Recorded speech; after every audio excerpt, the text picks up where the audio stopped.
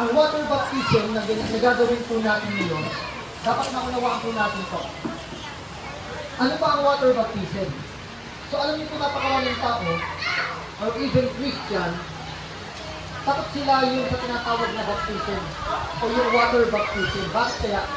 Kasi hindi nila ganap na naunawaan what is water baptism. Meron po kasi dalawang baptism na tinatawag sa Bible. Ang mabautismohan sa tubig. Ang kinakailangan pong mabautismohan sa tubig ay ang mga tao na ligtas. Yan po ang katotohanan. Ang mga tao po na merong kaunawaan pagdating sa salvation at merong pananampalataya na ano man ang mangyari sa kanyang buhay, siya po ay may tinanggap ng kaligtasan.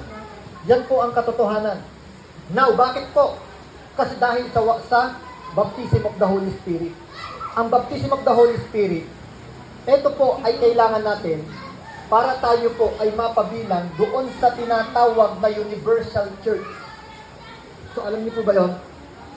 Yung tinatawag pong Universal Church na established by our Lord Jesus when Jesus said na upon this rock I will build my church.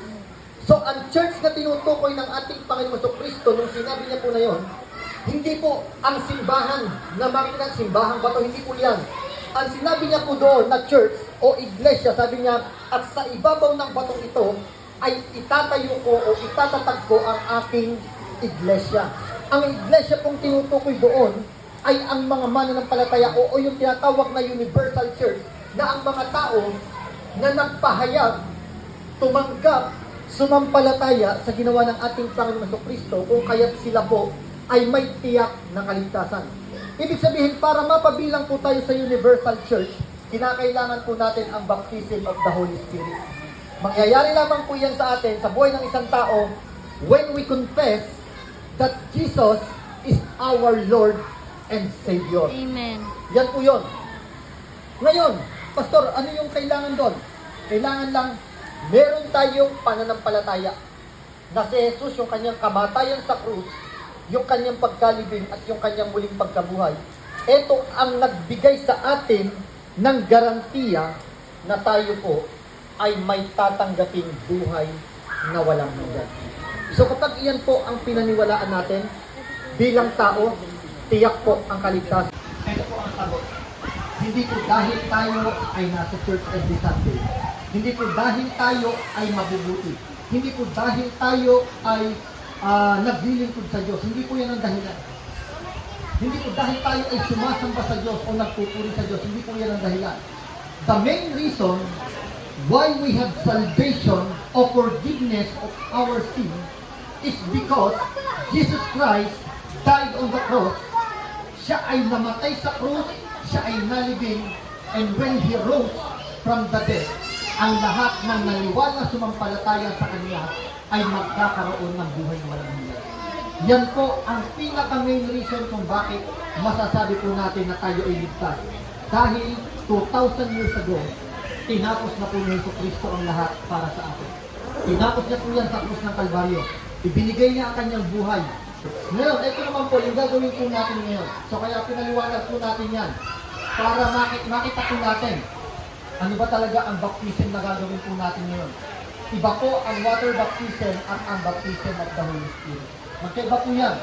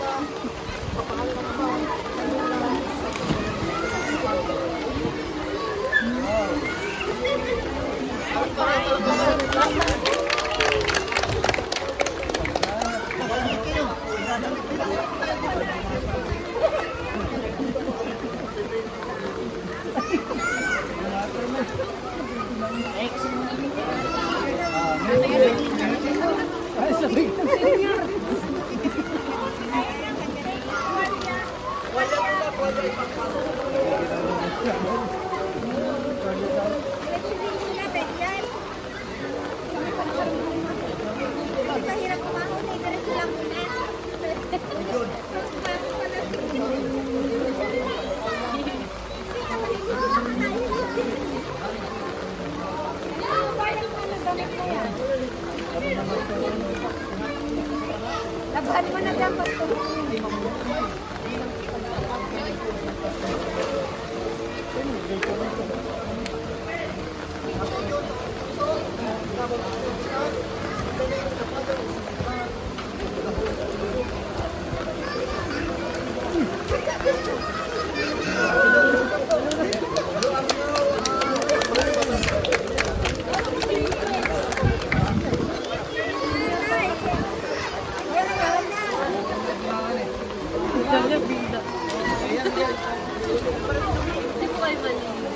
Kayo ang unang kayo ito ka mamatay. Lamig.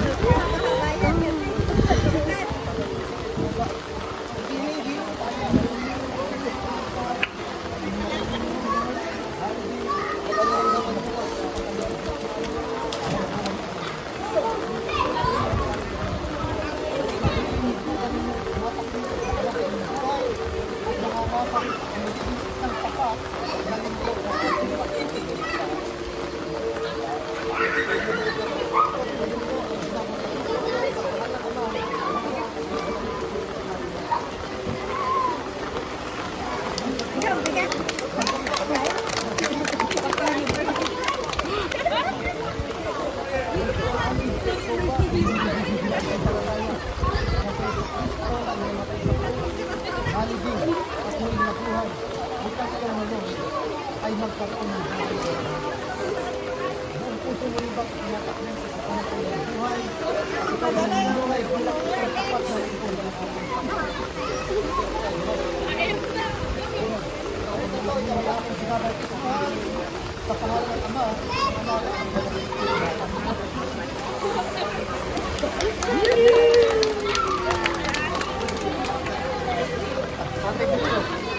at alam ko sa inyo.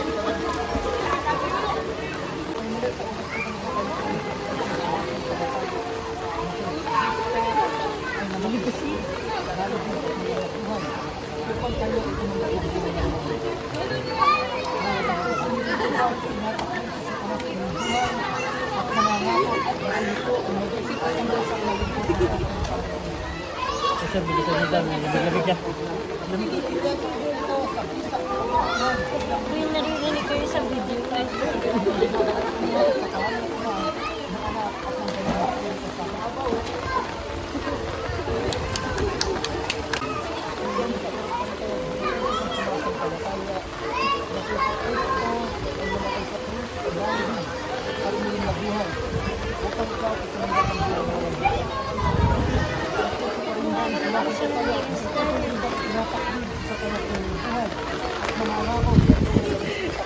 Nilalamig ko.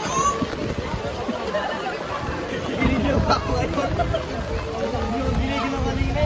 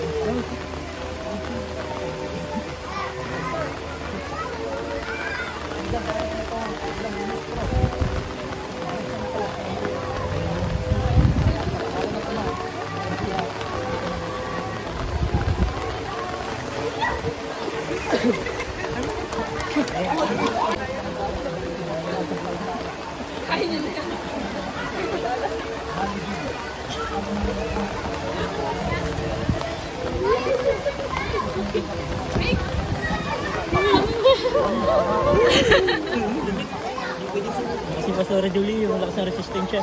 Hindi nanginginig eh. Uy, Kuya Marco, malis ka dyan.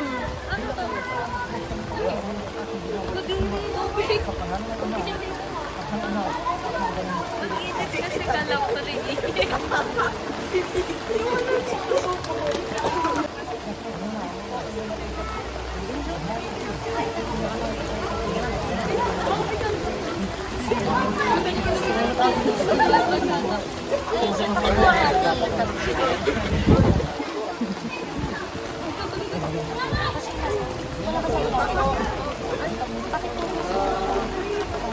Yung sa may child chair. Masakit pero wait lang.